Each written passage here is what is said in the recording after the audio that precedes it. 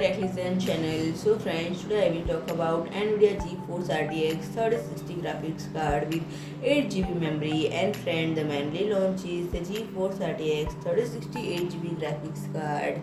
And friend, as for the card itself, it's a copy of their RTX 3060 LHR model with 12 GB VRAM, and it is the same dual slot, dual fan design with reference specification which are the same for both SKUs. And friend, the only difference is that 8 GB memory is attached to 128-bit memory bus, not 192-bit, and this means that the bandwidth has been reduced from 360 GB per second to 240 GB per second. So friend, if you like my video, please do like, share and comment, and don't forget to subscribe my channel and press the bell icon.